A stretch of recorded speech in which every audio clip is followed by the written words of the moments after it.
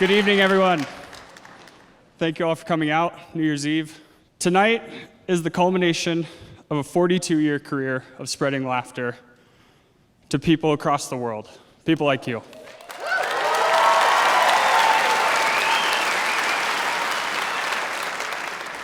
From platinum records to Dancing with the Stars, to more shows than one person can count. It was definitely one for the books. So everyone, please put your hands together one last time for my dad, Bill Engvall.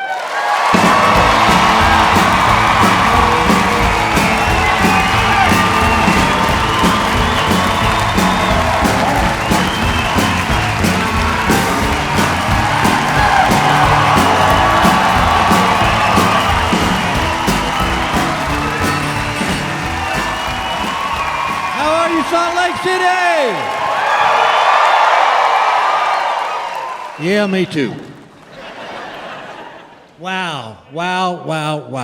This is just, when you start in this business, you're playing little crappy comedy clubs, yuck for a buck, you and 10 of your buddies get in and beers are $0.25. And they really could give a damn who you are.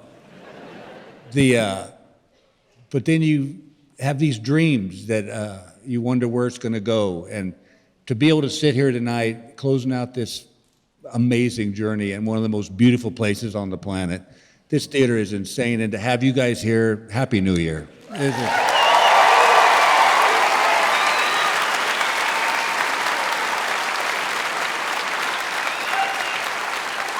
It's been a weird couple of years for me. I turned 65, which, we're going to talk about that. By the way, if I have to pee, don't worry, I'll be right back. And then we had the whole COVID thing, which was just crazy. I mean, wasn't it though? It was like, do y'all remember this? At the peak of it, every TV station had what I called the death tote board, because it became like a crappy telethon, didn't it? It's like I kept waiting for some guy in a cheesy tuxedo to come and go, all right, come on, Utah, we're up to 300,000 deaths now. Arizona's at 500, we can beat that number now. Listen, if you know someone that's sick or they're not feeling too good, give us a call, we'll put them up there on that board, we can win this thing. Now, while you're thinking about it, little Jimmy here is gonna sing you a song. It was just like, what the hell was going on? And people hoarding toilet paper. Does anybody remember a symptom of COVID as explosive diarrhea? No, because it wasn't. But man, people hoarded toilet paper like they were putting it in their 401ks. Now, we're a little low on cash, but we got a 12-pack of Charmin here. Going to be a little down payment on the house a little later, yeah. And it was just, we lost our minds. People were just like, I remember being at a grocery store at the butcher counter, and I was talking to this woman. We each had our little numbers, and I said, it just makes me sick that people are just hoarding stuff. They're taking more than they need and not leaving anything for anybody else. And she goes, I know. She goes, it's just a horrible picture of humanity. And they called her number, and she walked up and said, I'll have 20 pounds of hamburger. I'm like, I swear, y'all, I think during COVID, the good Lord must have been sitting up in heaven just shaking his head going, God, I had it made with the monkeys. And I let them think and reason, and look what happened. And I went 2 years without a sniffle. Well, every year, me and 3 of my best friends from college get together, and we go out to the ranch in Texas, and we do a little deer hunting and catch up with each other's families. We sat in separate deer blinds. We ate dinner outside. 2 days after they left, my buddy called me and said, man, I just tested positive. I'm like, oh, God. You can't tell that to someone like me, because I'm a hypochondriac. Oh, God, yes. It's never a headache, it's a tumor. It's not a cough, it's black lung. I'm bringing back something that's been gone for centuries. Because as soon as he said I tested positive, I swear I went, oh, something don't feel right. Well, I had to go on up to Washington State to do a show, and I felt fine. I was a little off, but not sick or anything. Then the next day I had 2 shows in Fresno, California. I had a 3 o'clock and a 7 o'clock show. And I landed at Fresno at 1:30, and because California is nuts, they wouldn't even let me in the theater until I took a test. So I took the test, and it was positive. And they go, well, you can't go inside. And I go, dude, I'm not making out with the crowd. I feel fine. It just tested. I go, no, man, we'll get sued. They shut the show down. People were in line. They sent them home, and I took 3 more tests just trying to get a negative. Positive. So I called Gail, my lovely wife, and I said, I got COVID. And she goes, okay. She goes, just come on home and you go on into the guest bedroom. Oh, yeah, she's not giving up the master. Are you kidding? And so I got home, and y'all, I was just freaking out. Because I had heard all the horror stories, people losing their taste and their smell, and sadly, some people died from it. So I'm waiting for the COVID wave just to come crashing down on me. I got to tell you something. That first night I was back at the house, I slept the whole night. Not once was I awakened by my wife snoring. And I love her to death, but this woman can throw down some snoring. I'm not talking little kitten purring. I'm talking Night of the Walking Dead. This is what I would try to go to sleep to every night too.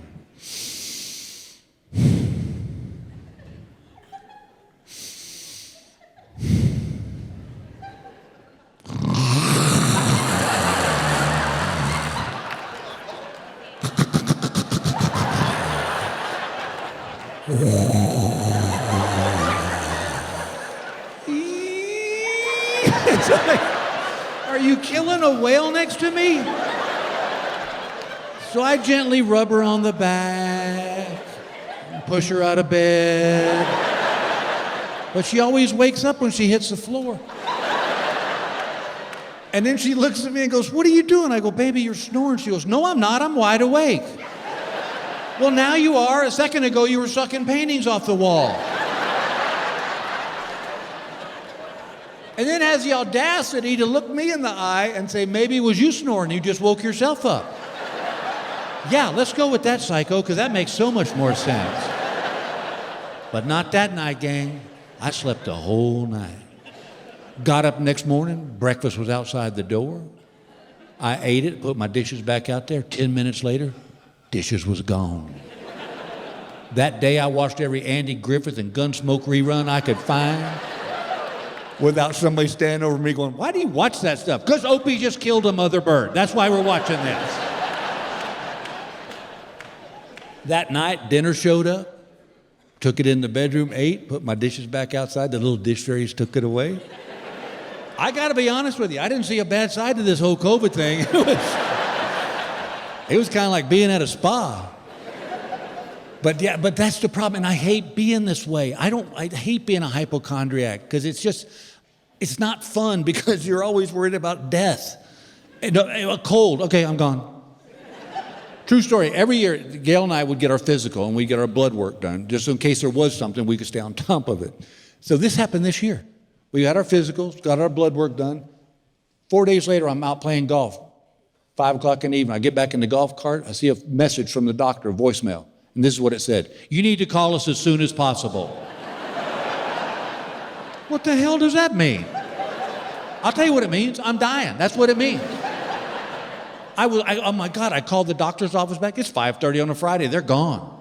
I got all weekend to stew about this. I called my friends. I said, look, man, I hope you know that I tried to be a good friend to you and that you'll remember me with a smile when my name comes up in conversation. I called my kids. I said, Daddy has loved you with all his heart. And I said, you're going to find a new daddy. And I'm sure he'll be nice. And just please remember me that I tried to do. I know I made some bad decisions, but, And my daughter goes, what's wrong with you? I go, well, I don't know how to tell you this, but the doctor called and said I'm dying. She said, that's what they said? I said, well, yes. They said they needed me to call them right back. And you know what that means? She goes, yeah, it means they want you to call them right back. I go, well, honey, whatever you got to do to get through this, I totally support it. I went to Gail. I said, baby, make me a promise that when I'm gone, you'll get remarried. Please don't mourn over me. I'm going to be in a good spot. And she goes, what is wrong with you? I said, well, the doctor called and said that I need to call him as soon as possible. And you know what that means. She goes, yeah, it means they want you to call him as soon as possible. I go, no, it means I'm dying. She goes, you know what? You're an idiot. I said, well, I'll be a dead idiot because that's what happens. I called my lawyer on a Saturday. You know what it costs to call your lawyer on a Saturday to make sure your will's in order? Monday morning, that doctor's office opened at 9 a.m. I was outside that door at 7 a.m. I waited for 2 hours. This nurse finally walked up and she goes, what are you doing here, Bill? I said, well, y'all called Friday and said call us as soon as possible. And I tried, but y'all were gone. So I just need to know, is it going to be a quick death? Am I going to linger? Do I need to put more money away? She goes, no, we just wanted to make sure your insurance was still the same.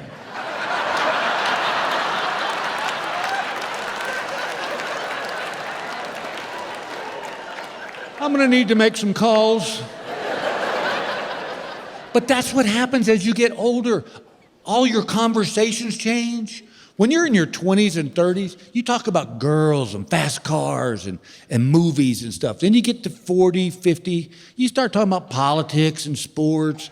Then you get to my age at 65 and older, and all your conversations are about medical issues going on with you. I don't care how a conversation starts, it'll somehow come around to somebody's colonoscopy. It's like, yeah, our grandson's playing soccer now. Well, did I tell you about when the doctor had me in that room there for a little bit? And then everybody piles in. And I hate that.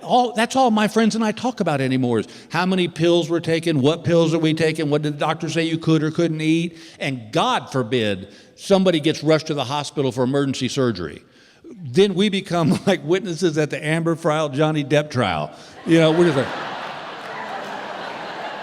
well, then what'd he say? What'd he say? Because you know what's next. It's going to be you, so you want to be ready, right? We have a friend who's a little bit older than us, and he swears he had a heart attack, but he didn't. But we keep asking about it because it's so fun to hear him tell the story. Because he becomes like a war hero in a Ken Burns documentary. It was Tuesday, 0700.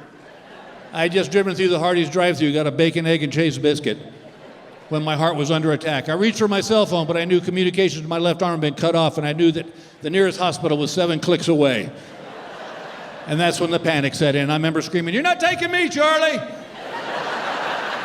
Then he asked his wife, "How was Joe's heart attack?" He said, "Oh, he didn't have a heart attack. He gets gas every time he goes to Hardee's." And he calls me screaming, I'm dying. And by the time I get home from the Walmart, he's asleep on the couch. And we're all like, so? But that's what happens as you get older, man. It's like, oh my God. This is how bad it's gotten. This happened today. I had to put my glasses on to help me get my contact lenses in.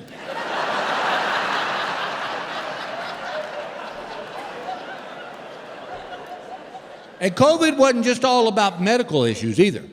COVID had forced a lot of us to reevaluate our marriages. I know where you are. I'm one of them. My lovely bride and I have been married for 40 years. Thank you. But let me tell you something. The reason we've been married for 40 years is because I go away. I often tell her I'm the perfect husband. I go on the road, pick up a check, come home, drop it off, leave again. But COVID hit, and now we're together 24/7, and we had a little adjusting to do. I learned a lot about Gail that I didn't know. You would think after 40 years of marriage, I'd know everything there is to know about that woman. But I learned a lot. I learned that she's addicted to Bed Bath & Beyond. And I think they ought to call it Bed Bath & Beyond your budget. She just buys crap. One day she came in and she goes, "We need to go to Bed Bath & Beyond." I said, "For what?" And she goes, "I need to get clothes hangers." I said, "Don't we get them free from the cleaners?" She goes, "No, I need these special kind, and you ladies will know what I'm talking about." She said, "I need the kind with the velvet on them." I said, "For what?" She goes, "So it keeps my dress from falling off." I go, "That's been our problem for 40 years.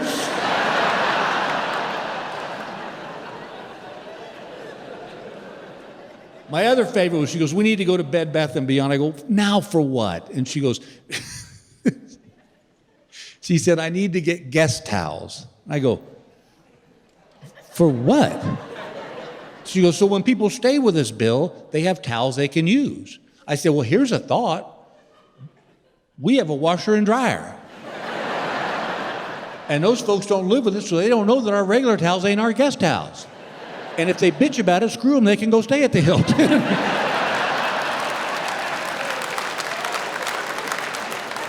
I said, "You're just buying crap." She goes, "Well, you buy crap at Bass Pro Shop." I said, "No, ma'am.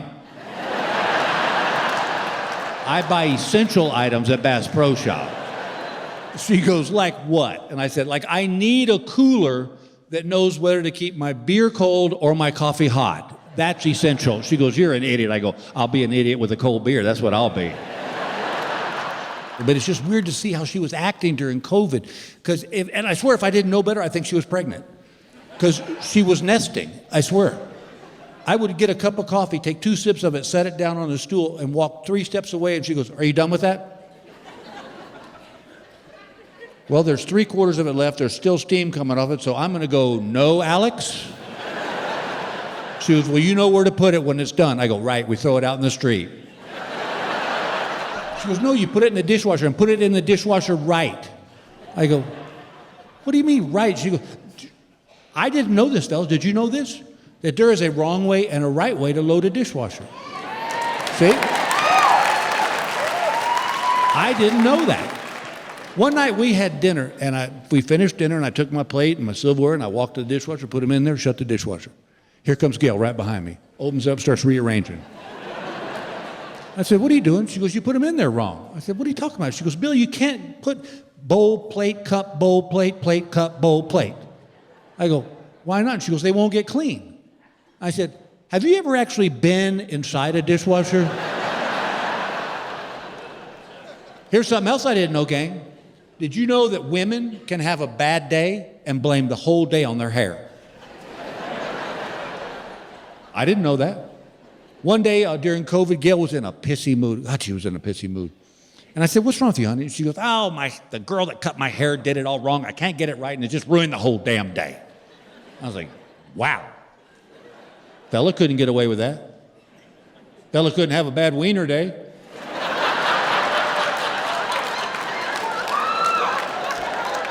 What? We do. Some days it looks good, doesn't it, boys? That's right. You want to slap a leash on it and walk it around the block.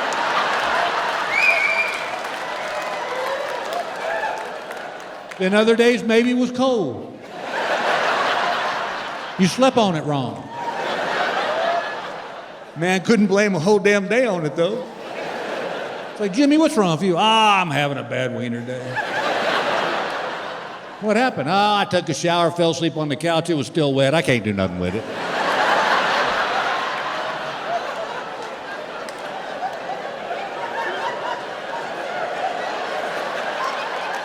I'm going to guarantee you right now there's somebody in this theater going, that is a bored human being right there.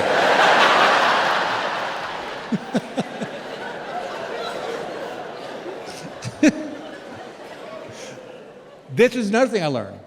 My lovely wife, she has to say things out loud. That's how she gets them straight in her head. Perfectly fine if you know that's going down.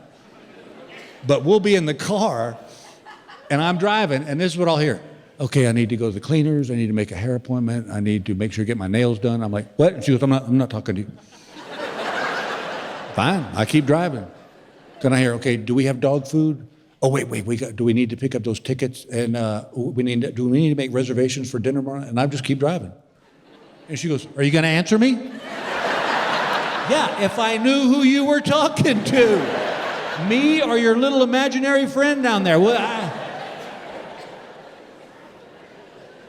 This was my other favorite one. The other day she came and she goes, I think you need to get your hearing tested. And I said, what? She goes, see? And I was joking. She goes, no, Bill, I really think you need to get your hearing tested because you don't hear half the stuff I say. And I remember when the day I got married, my granddaddy pulled me aside and he said, son, you want the secret to a long and happy marriage? Pick your battles. He said, if you go to war every time, you're going to lose. And I remember thinking, this is a battle. So I said, all right, I'll go get my hearing tested. So I went to the hearing doctor, gave me the test. He goes, your hearing's fine. I said, thank you very much. Went home. Gail said, how'd it go? I said, he said, my hearing's just fine. She said, well, is it you don't hear half the stuff I say? I said, it's funny you bring that up. Because he said that maybe you shouldn't wait till you're at the other end of the house before you start talking to me. Look at the women, fellas. Look at them. They know it's in their little bullet in their arsenal right there. I swear to God, Gail and I could be sitting in the same room for 3 hours. Not a word is said. I get up and walk to the other end of the house, and I hear this. Just come on. Now I got to come back in and go, what? She goes, see, you're hard of hearing. I go, no, dogs couldn't hear what you were saying. And then she pulled this one on me. So when I do shows, part of my responsibility is I do radio interviews. So I'll wait for the radio station will call me, we'll do an interview, we'll pump up the show. And invariably, it was what happened. So I was waiting one morning for the radio station to call, and I'd had like 3 cups of coffee, and I had to pee. And I've gotten to that age, and some of you guys my age and older know this, that we're at that age that when your body says, I gotta pee, it's not like I gotta pee in a couple hours. It's like, find a bathroom now. True story, y'all, true story. We were driving from Denver. You know where Little America is? Okay, we were one exit away. Again, Gail had said, I need to stop at Little America because I gotta pee. I said, all right, fine. We got one exit away, and I whipped off the side of the road and had to pee on the side of the road because I couldn't make it another exit.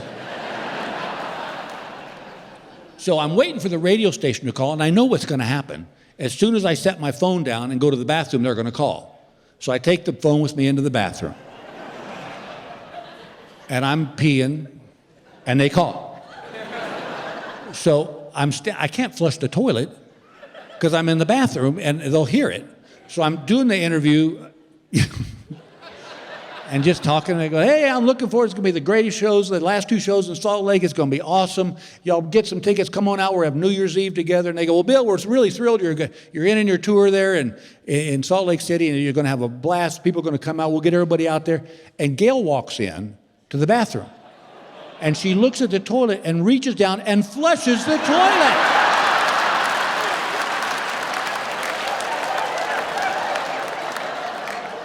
I'm looking at her like, what are you doing? She goes, there was pee in the toilet. That's disgusting. Flush the toilet. I go, I'm doing an interview. And she knew she was wrong because she ran out. Well, now I got the dilemma. Did they hear me flush the toilet? Should I address it, or should I just skate over it and act like nothing happened? I figured that's the best option. So I kept doing the interview, and they said, all right, well, we'll talk to you next time, Bill. I said, listen, thank you guys for putting it on the air. You guys have always been big supporters, and I really appreciate it. They go, Bill, we love you to death. And I said, well, thanks a lot. And they go, hey, don't forget to wash your hands.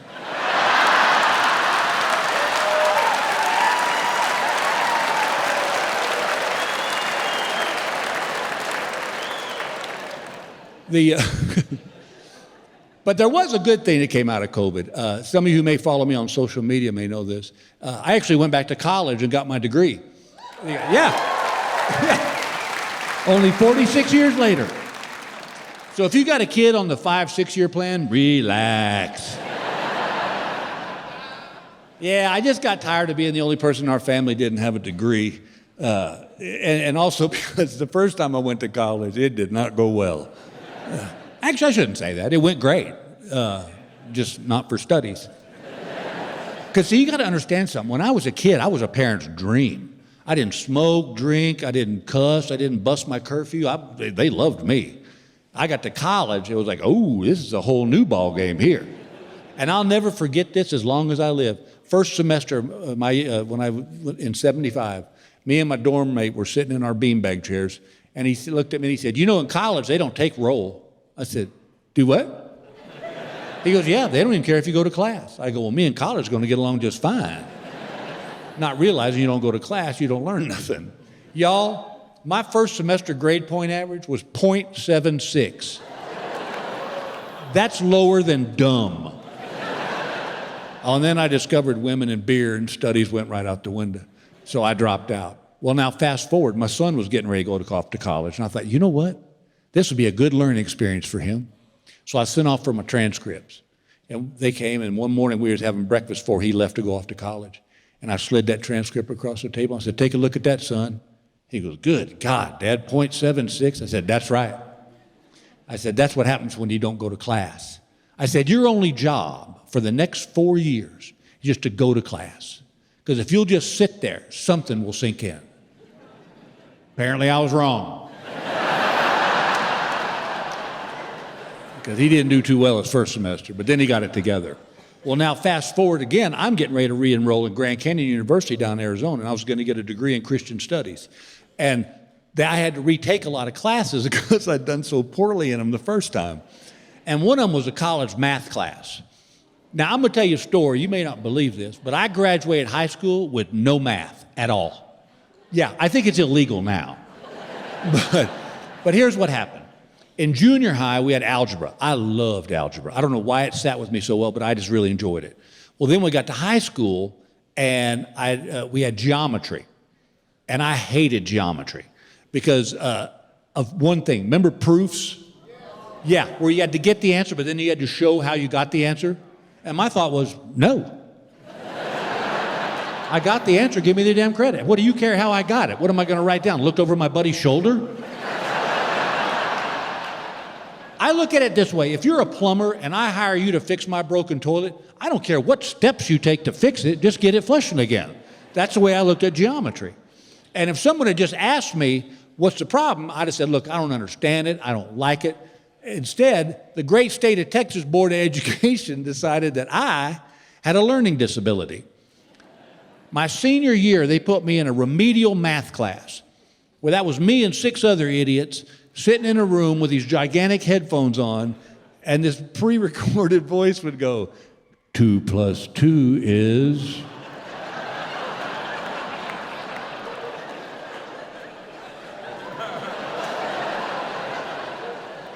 Four?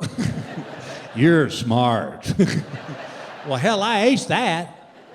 Well, now I re-enroll in college, and I got to retake, they assume that you've had algebra 1, 2, and 3, and 4, geometry 1, 2, and 3, trigonometry, physics. I'd had none of that. So now I'm in a class that they're wanting me to do logarithms and Excel, and I thought, I'm not going to get my damn degree because I can't pass a math class. I thought, oh, I know what I'll do. I'll get Gail to help me. She got straight A's in college. My friends, it was at that point in my life that I realized my wife will never be a tutor. She does not have the patience for it. This would be a typical conversation between me and her. Baby, I don't understand how they got the answer to that math problem. She goes, well, how can I make it any easier? It's right there in front of you in black and white. And I go, I don't care if it's on pink paper with blue polka dots.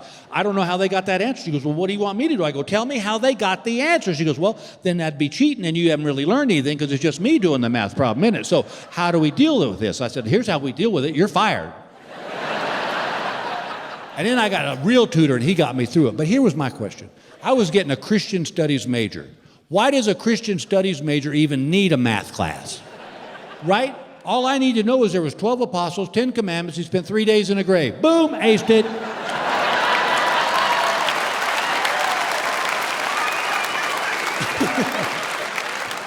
And I did the whole thing online for 2 reasons. 1, because I was still touring.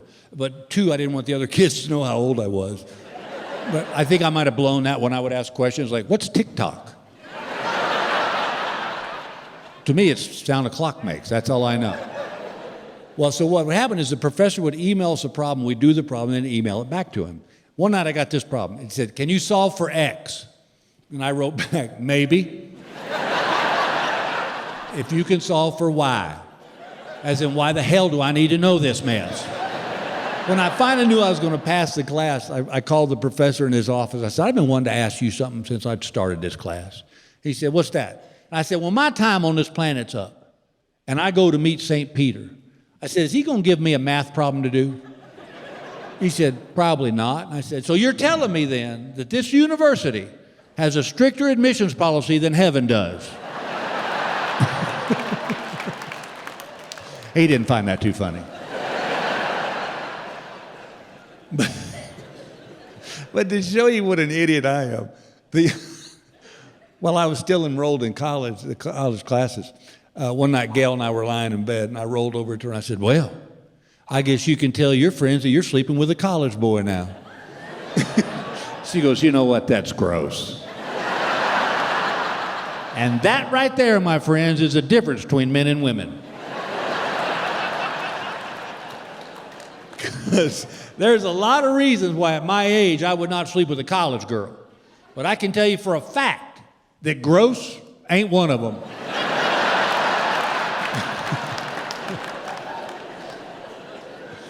And the best thing about taking classes as an adult, if you fail a test, your thought is, hell, I got a job. Tell you what I should have done. Should have taken a class in cell phones and technology. God, I am so far behind the 8 ball on this. I know now what my dad felt like when VCRs first came out. When your parents do that, just stare at it like, what's that blinking red light? That's the time. You have to set the time. I don't get it. That's me now. I'm telling you all the time. Like a buddy of mine called me. I was in this football pool, and he was the head of it, and he said, I'm going to Venmo you your money. I said, what? What the hell's Venmo? He goes, that's how I'm going to send you your money. I go, you might as well burn it, because I have no idea how to get it, so. I don't understand this stuff. The only technology that I really like, and it's amazing to me, is Uber. It's insane, it's magical. I could be anywhere in the world. I can call my wife, 10 minutes later, a car picks me up and takes me to where I want to go, and the guy doesn't ask me for money.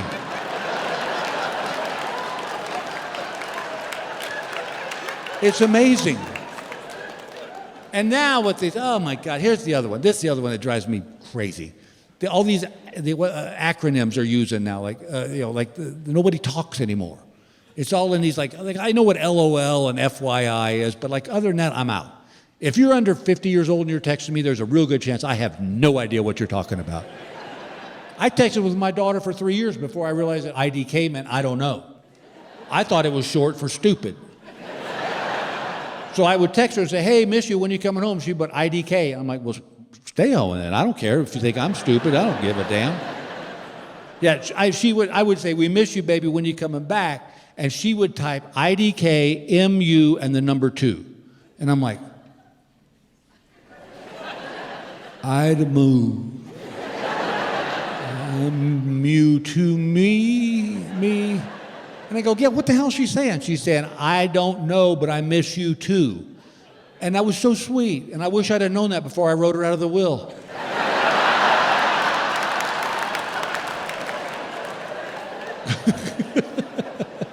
I hate them. I had a buddy that was at the World Series game. He texted me, his text said, WIWH. And I wrote back, what? He goes, wish you were here. And I said, yeah, me too, so I could smack you in the back of the head. Talk like a damn adult. They say, oh, it saves time. No, it doesn't, because it costs me double the time trying to figure out what the hell you're saying. The only other one I know is WTF. And I think we all know that one. But sadly, that's how all my texts in. I don't know what WTF you're talking about. Goodbye. And cell phones. Oh my God. You know what would be a dream for me? Is if we could all walk in mass down to the Great Salt Lake and you all could watch me just chunk that cell phone in the water. I hate these things. I hate them. And I'm going to show remember the old days? Oh, they were so much fun. Remember answering machines? You come in, the light wasn't flashing. You didn't have friends, you didn't care. Or remember you'd call somebody, they didn't answer, you go, I'll call them back later on today. Nowadays, we got to know where everybody is 24 hours a day. It drives me nuts. I got a buddy, maybe you got a friend like this. I could be sitting on the toilet, and I'll hear his ringtone go off, and I go, I'll call him back later. As soon as the phone stops ringing, my phone goes, ding! And it's him texting me saying, don't you hear me calling you? You got a friend like that? Okay, do what I did next time. Send him a picture of you sitting on the crapper.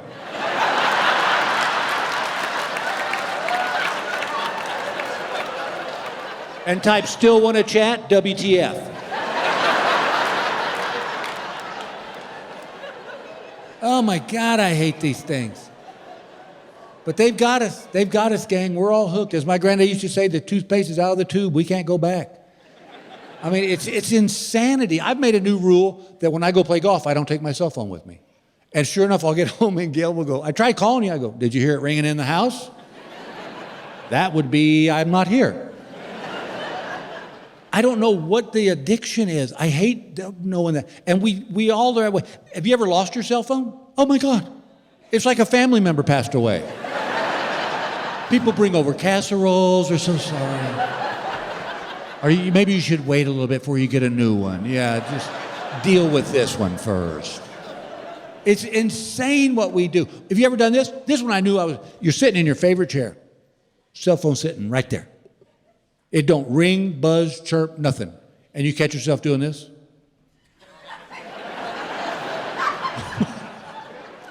What are we looking for? We'd have heard it ring. I'd be willing to bet you a significant amount of cash that before cell phones, not once did you ever walk over to the wall phone and go,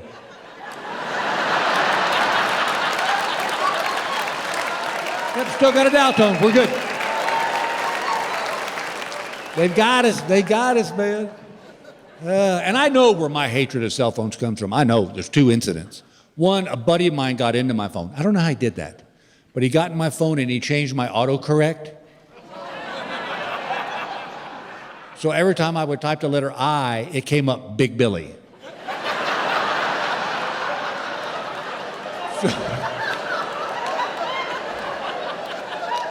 So if I text you and said, hey, can I stop by your house later? It came out, hey, can Big Billy stop by your house later? And then you'd read it and go, what a jackass. Who calls himself Big Billy? And then I'd see it and text you back and go, look, I don't really call myself Big Billy. But then that came out, look, Big Billy really didn't call himself Big Billy.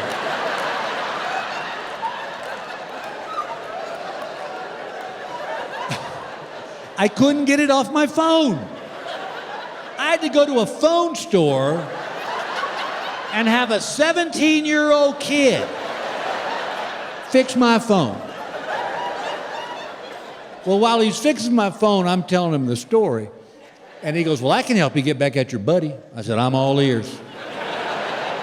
He said, can you get in his phone? I said, oh, yeah. I said, everybody gets in his phone. He's an idiot. He tells everybody his code. And I'll tell y'all, it's 2337. Well, if you look at it, it spells out beer. He's so proud of that.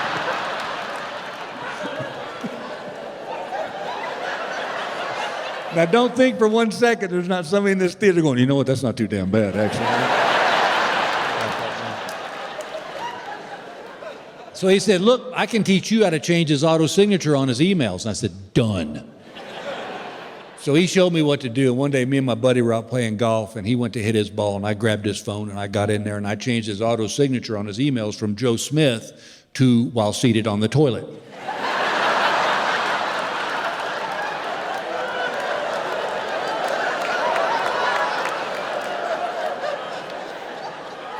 Well, about a week went by. I got a text that said, hey, jackass. He said, not everybody's a paid comedian. He said, in case you've forgotten, I'm a financial advisor.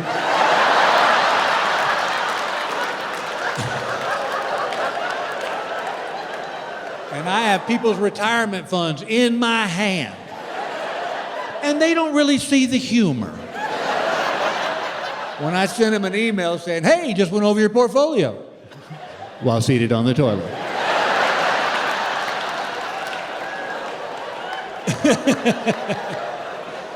So I texted him back and said, well, Big Billy apologizes.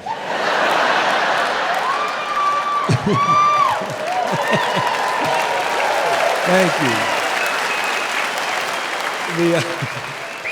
The other one, and this one was awkward. Gail and I were getting new cell phones, and I said, baby, you're going to have to set these up because I'll screw it up. She goes, no worry, I got it. So she's setting up our new phones. But when she got to the contact information, instead of putting my name, Bill Engvall, she put my lover. She thought it'd be cute that when I call, she'd go, look, my lover's calling. Well, what I didn't know is that when you forward that contact information to someone, that don't change.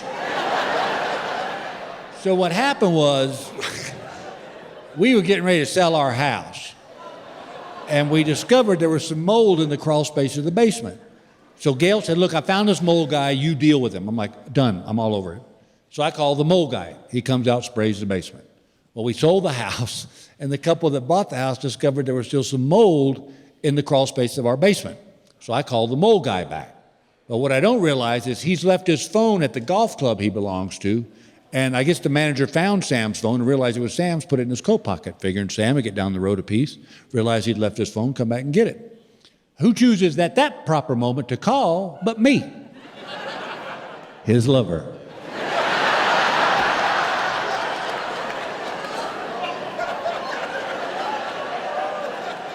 I called Sam's phone, and I guess the club manager looked at it and it said, my lover, and he goes, well, hello, Phyllis. I said, who's Phyllis? Big pause. He goes, oh, I'm sorry. He said, I just assumed this was Sam's wife. And I said, oh, I didn't even know he had a wife. Oh, it gets worse. I said, he's just a fellow who services me.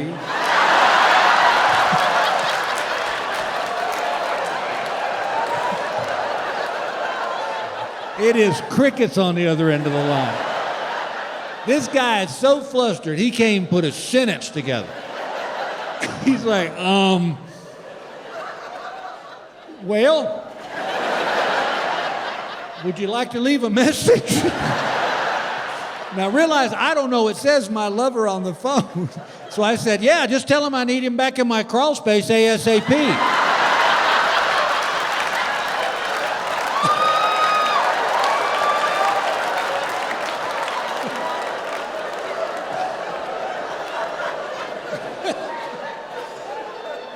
Well, Sam knew what it meant, but the club manager had no idea, and poor Sam had a lot of explaining to do. But other than that, things are good. I got to be honest with you. I joke about poor Gail, poor thing, because she's done none of it probably. I just exaggerate everything, but I'm going to tell you something about that woman. She is without a doubt the most patient woman on the planet, because she's married to me. And that ain't easy. I'm sure when I'm on the road, she drinks heavily. He's gone. But she pulls me out of so many situations. One Sunday we were in church, and I had noticed over the last few weeks that our pastor was losing weight, and he looked great. So service is over, and we're walking out through the center aisle, and we get up to the pastor, and I said, Reverend, I got to say something. I said, I know you've been losing weight over the last few weeks, and you look amazing. He goes, oh, wow. He goes, thanks for noticing, Bill. I really appreciate that. I go, what are you doing, dude? Are you lifting weights? You dieting? What's up? He goes, actually, you know what, Bill? All I do is I go to the gym, and I swim laps for an hour every day. And I go, that's it? He goes, that's all I'm doing. I said, well, keep it up, man. It's working. That's great. Yeah, funny story about that. My granddaddy was a lap swimmer. He goes, was he really? I said, oh, yeah. He used to go, yeah, because this was before all the fancy gyms. He'd just go over to the YMCA and swim laps in their pool for an hour. I even remember being a little boy, going to visit Grandma and Grandpa, and I'd put on my swim trunks and I'd walk across the street with him to the Y, and I'd sit on the edge of the pool while he swam laps for an hour. I said, but all he knew how to do was doggy style. He'd just do doggy style up and down the pool for an hour. And I remember even being a little boy thinking to myself, wow, if I did doggy style for 10 minutes, I'd be worn out. And the pastor looked at me and went, oh. And walked off. I looked at Gail, I said, what's his problem? She goes, it's doggy paddle, Bill.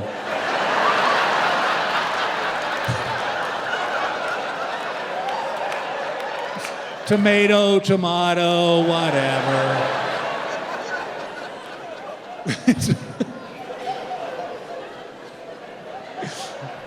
It's like one night, she went out with her girlfriends to one of these lady parties, where they sell like lingerie and stuff. Well, by the time she got home, I was in bed watching a football game. She walked in the bedroom. I said, hey, how was the party? She goes, it was great. She goes, me and my friends had a blast. I go, well, good. I'm glad you went. She goes, I bet you will be. I said, what are you talking about? She goes, I bought you a little something. I said, did you really? And she threw on the bed this little pair of baby blue silk skimpy boxer shorts with a red rose right there. And I said, have you lost your mind? She said, fine, sorry I thought about you, and walked out of the room. I'm like, oh, way to go, Bill. All I had to do was say thank you, put them up in the closet, nobody ever sees them again. But I tried to be Mr. Funny Man, and I hurt her feelings, and I felt bad.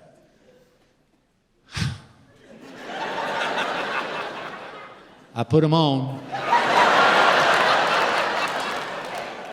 kind of sashayed into the kitchen, said, well, what do you think? She goes, good God. I said, hey, you bought them. She goes, yeah, for me to wear for you, Bill.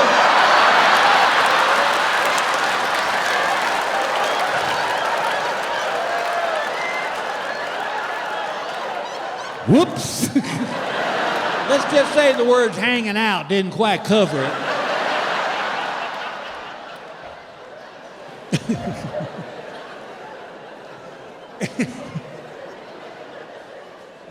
It's like when we lived in L.A., they opened up this new Mexican food restaurant. They got really popular really fast, to the point that you had to wait like 3 months to get a reservation. And Gail had been hammering me about going to this Mexican food restaurant, and so I thought, I'm going to surprise her. So I got us reservations on our anniversary. Well, sure enough, the week of our anniversary, her sister's daughter has a baby. And she said, I want to go home and see the baby. We'll just celebrate our anniversary when I get back. I'm like, yeah, but okay. So I drop her off at the airport, and I'm driving home, and I thought to myself, well, you know what? I don't want to wait another 3 months to go to this damn Mexican food restaurant. So I called my buddy Jerry, and I said, hey, Jerry, you want to go to that new restaurant? And he goes, yeah. And I said, well, I got reservations. Let's do it. We go. We had the time of our lives. We drank great Mexican beers, ate wonderful Mexican food, and just cut up like we was back in college. Well, dinner was kind of winding down, and I look up, and I see the manager and a string of waiters walking towards our table. And I'm like, oh, no.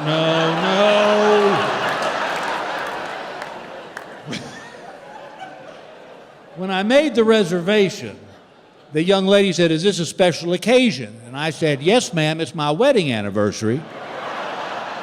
And she said, well, for $75, we'll create a special dessert for you and your wife. The mariachi band will sing y'all a Spanish love song. And I remember thinking, Bill Engvall will love that. Well, I'd forgotten that little tidbit. Apparently, these folks write stuff down because the train is coming. And my buddy Jerry's got his back to him, so he can't see what's coming. And I'm like, oh, man. They surround our table, and my friend's like, what the hell? The manager somehow produces a gong out of his jacket and goes, whang! And turns to the entire restaurant and goes, ladies and gentlemen, would you please join me in wishing the Engvalls a very happy wedding anniversary? And my friend Jerry's like, what the hell, dude?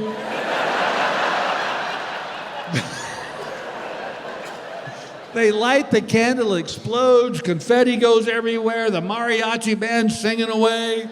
And this is in Los Angeles, where two men openly confessing their love is appreciated and celebrated. The entire restaurant gave us a standing ovation.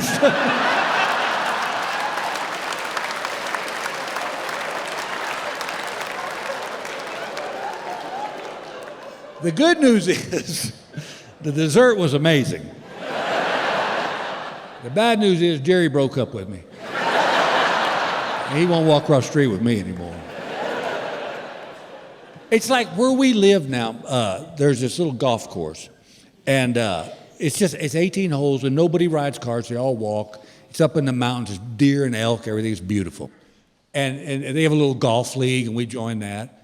But on the 12th tee box of this golf course, there's a sign that says, caution, aggressive goose give wide berth. And it's the truth, y'all. There is a goose that when you're walking down the fairway, he comes up off the pond and chases people off the fairway. You remember that kid? He's like that grouchy old get off my yard guy when you were a kid. Well, one day we were playing in a little golf event they had, and we walk up on that 12th tee box, and I looked at that sign, and something just hit me wrong. I said, Gail, read that sign. She goes, caution, aggressive goose, give wide berth. What, it's been here since we joined? I go, this is what is wrong with America. And she goes, what? I go, this is what's wrong with America.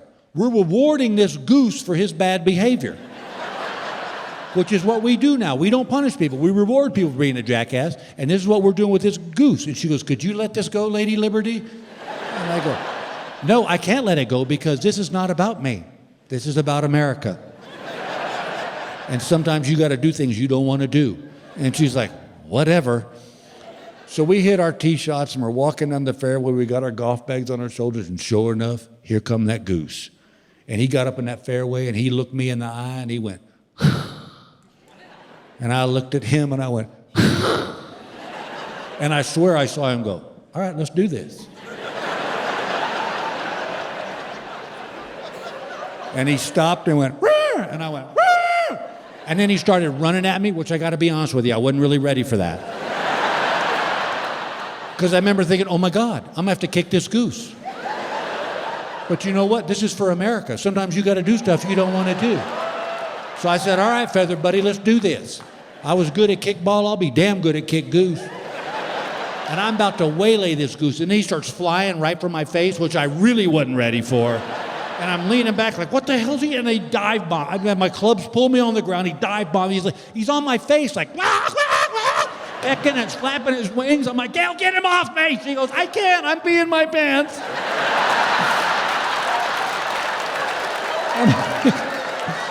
Well, I won't be able to see it because this psychotic goose is popping my eyes out. I'm wrestling a freaking bird.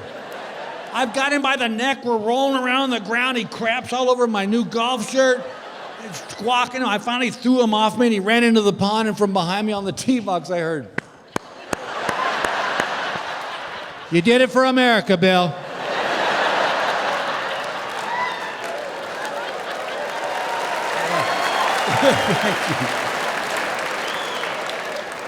Okay, here's another one.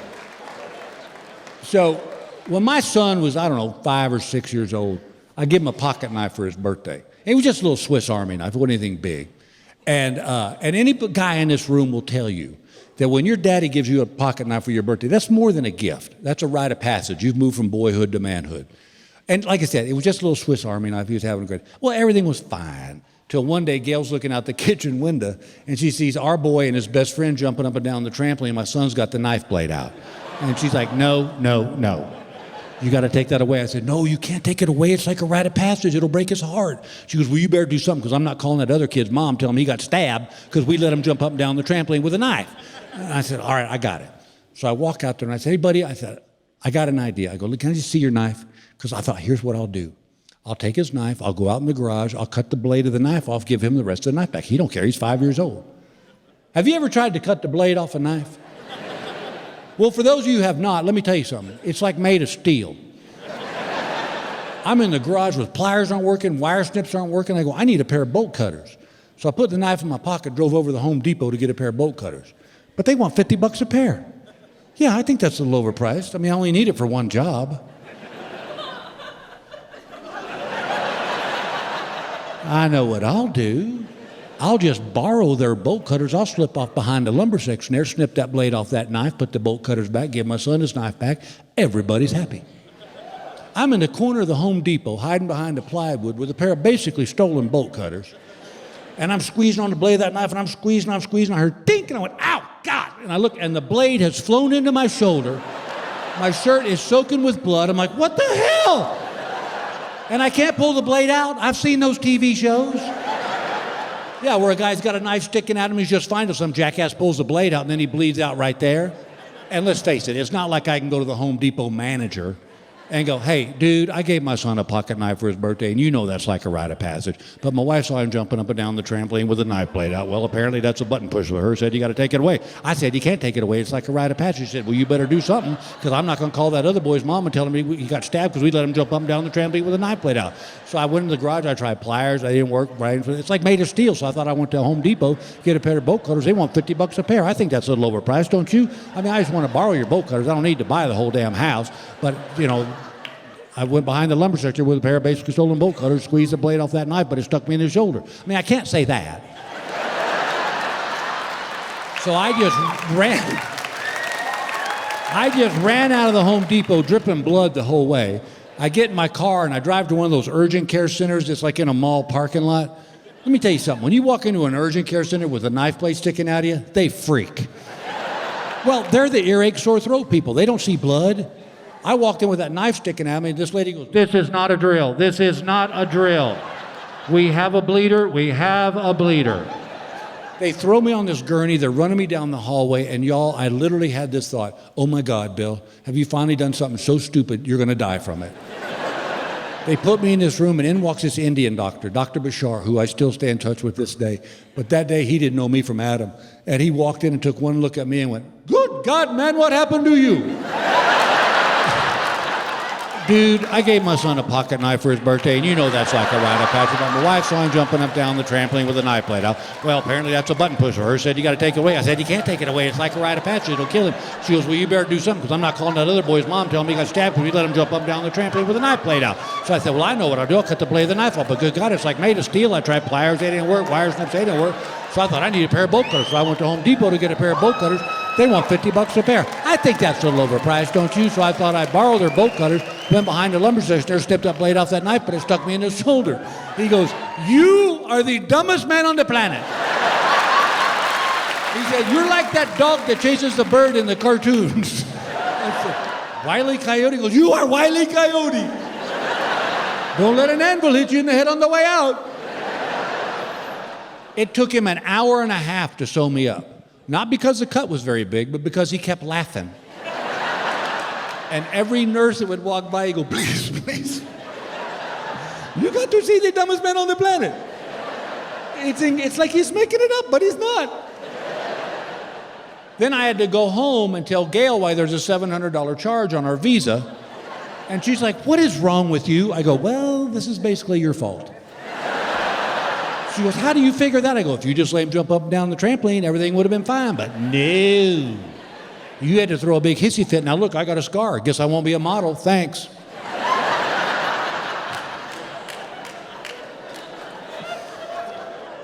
2 weeks later, I'm at the archery range. I had little field tips on my arrows. I shot my bow and arrow for about an hour. Put them in the back of the truck, drove home. Got to the house, took the bow and arrows out of the back of the truck, and I'm walking up the driveway, and right there is one of my son's old basketballs just laying in the dirt. And I thought to myself, wonder if a fella could shoot an arrow through a basketball. I took an arrow, I drew back. Okay, y'all, I could have done this 10,000 times and I'd have popped that basketball. But because I had field tips on my arrows, when the arrow hit the basketball, it hit one of the seams so perfectly, the arrow shot straight back up and the knock laid my cheek open right here. I got a flap of skin hanging, I'm bleeding, I walk in the house and Gail's like, "What the hell?" I said, "His basketball was right there." You know what? You tell me what grown man wouldn't have looked at that basketball and thought to himself, "I wonder if I could shoot an arrow through a basketball." She goes, "I'll tell you who, Bill, nobody but you. You're like a 9-year-old. I swear to God, you're gonna put me in a home." And I'm like, "Do you think we can finish this later? Because I'm feeling a little lightheaded right now." So she gives me a dish towel. I'm holding this flap of skin against my face. It's soaked with blood. She's driving me to the hospital. Of course, the whole way there is just... And I kept thinking, why couldn't the arrow have hit me in the ear?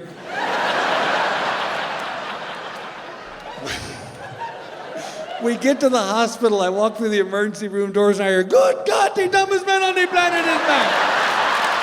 You are putting my kids through college."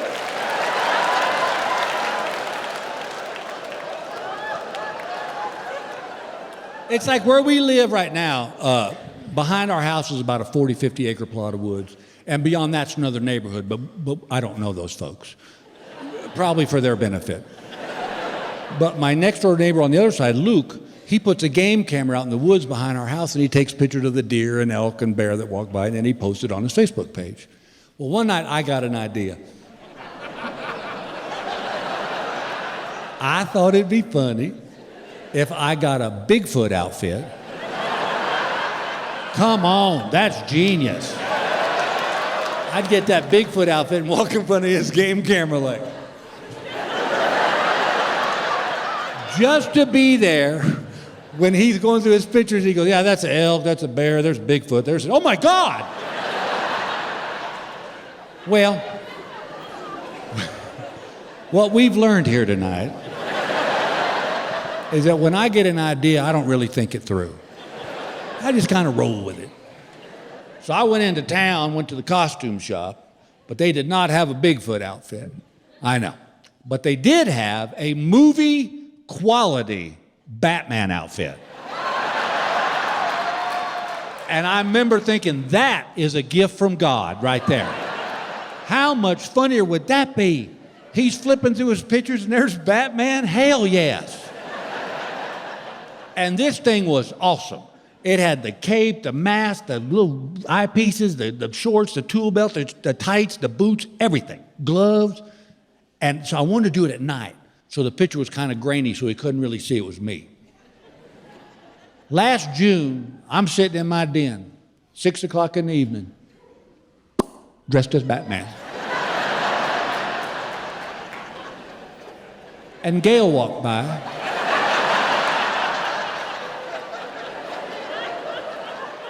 And I could tell by the look on her face, she did not comprehend what was about to go down. And she said, "Are you going to tell me?" I said, "Yes, ma'am, I am." I said, "You know how Luke puts that game camera in the woods behind the house?" She goes, "Yeah." I go, "I thought it'd be funny if I got a Bigfoot outfit." And she goes, "Bill, no." And I go, "Ch-ch-ch-ch-ch." I went to town. They did not have a Bigfoot outfit. She goes, "Thank God." I said, "But they had this bitchy Batman outfit." And I remember thinking, how much funny would that be? He's flipping through his pictures and there's Batman. Yeah, that's going to be funny. She goes, "Bill, no." I go, "Listen, I know funny. It's my job." On a funny scale, 1 to 10, 30. She goes, "I can't talk you out of this, can I?" I go, "Nope." She goes, "Okay." She goes, "But wait a minute. It's only 6. It don't get dark for a couple hours. Why are you dressed like Batman now?" I said, "Good question." And I think this is a good opportunity for us to be honest. Who has not wanted to have sex with Batman?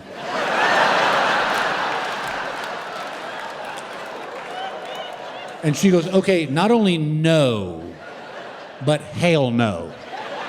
I said, "Why not?" And she goes, "I'll be happy to tell you why not."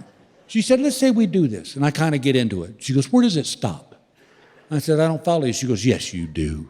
Because if I say yes to this, you'll be out there buying Green Lantern outfits, you'll be buying Spider-Man outfits, you're going to want me dressed like Catwoman."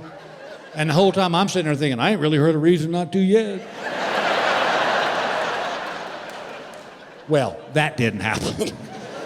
Well, it gets dark and I book it out in the woods. Well, I get out in the middle of these pitch black woods and the thought occurs to me, I don't really know where Luke's game camera is. So now I'm just a grown man dressed like Batman in the woods in the middle of the night.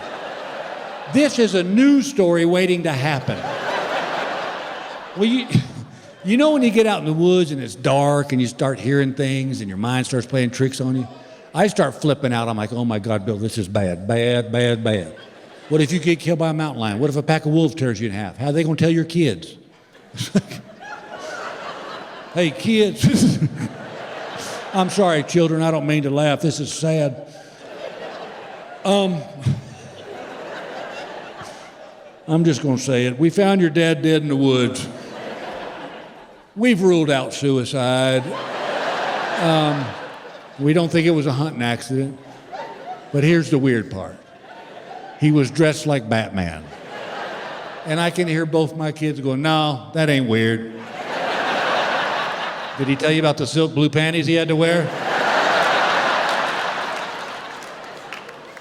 Well, thank goodness in the middle of all this panic, I remember when I was in the Boy Scouts, they taught us if you're ever lost in the woods to just stop.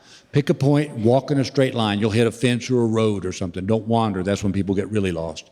So I stopped, I picked a point, and I started walking. And by golly, the Boy Scouts was right. I popped out of those woods. But now I'm in a neighborhood I've never seen before. And every house is dark but one. I walk up to this fellow's back door.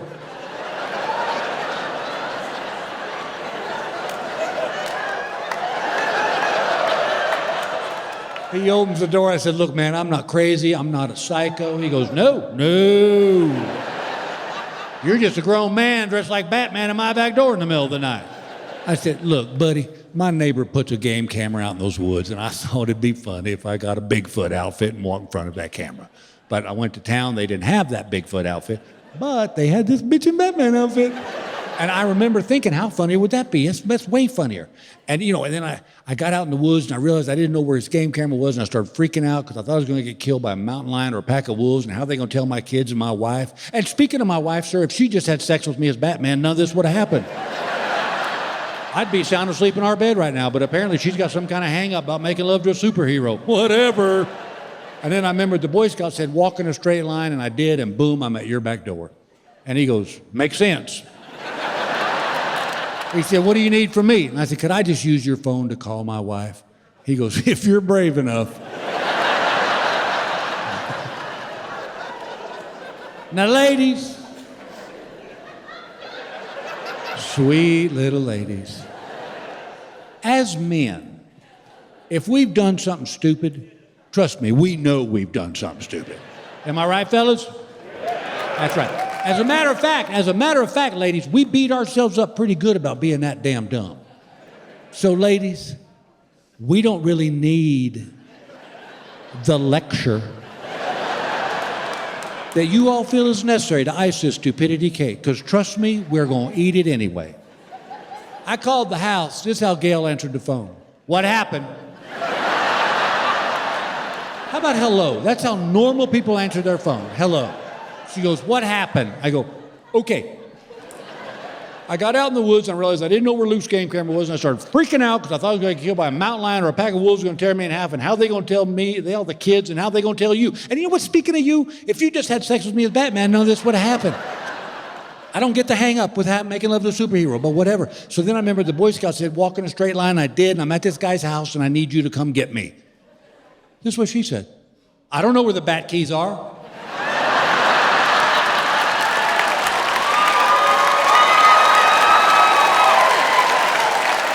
Yeah, that's funny.